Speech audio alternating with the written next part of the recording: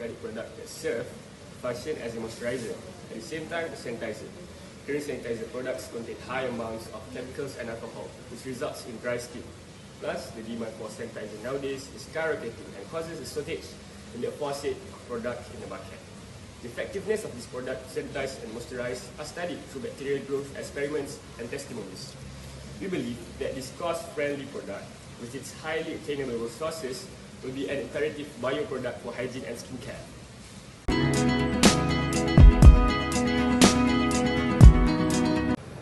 The first thing that we have to understand is that the current state shows that the whole world is facing a status shortage of sanitizers.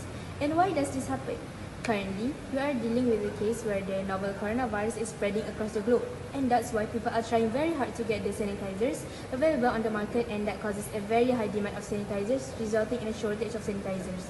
Secondly, we have to know that every day we are facing an increasing global temperature, and it's always important to keep our skin hydrated. Last but not least, the current sanitizers available on the market contains lots of chemicals, especially alcohol, and the alcohol can cause your skin to dry. So that's why our products come in handy to solve all these three problems with our very own Veryzer. The objective of the product is to fulfill the increasing demand of sanitizers on the market. Because as we all know, our world is now facing a huge health crisis which affects people all around the world. So our team has come up with something to ensure that people take care of their cleanliness. To maintain the moisture of skin under the hot weather. This hot weather is caused by global warming, which is a problem that our world has been facing for a long time. This causes the world temperature to rise. So with the moisturizer in Veryzer, this will help people to keep their skin moist. Thirdly, to produce a 2-in-1 product at a low cost, because as we combine these two things, people would have to pay at the price of one. It is cheaper compared to when you buy both.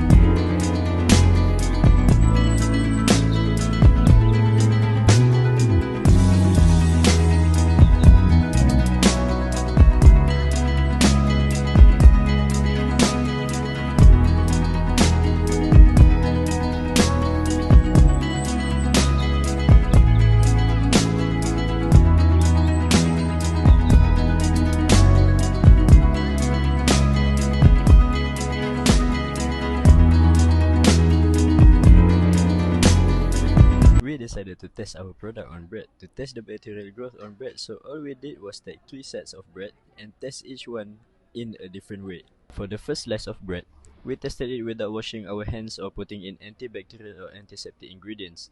As you can see, this is what happens to the bread. There is some active bacterial growth on both sides of the bread. This is because we touched it with dirty hands, so that's why bacteria start growing in the bread. Move on to the second bread, where we test it by washing our hands with soap before we touch it. As you can see, the bacterial growth is much better than the first, and we have concluded that the bacterial growth here is due to the ineffectiveness of the soap and the moisture content after we touch it, as we wash our hands with water, so there will be a lot of moisture. So for the latter, which we tested it with our own product, because you can see that there is no bacterial growth on the bread at all. So how effective is our machine?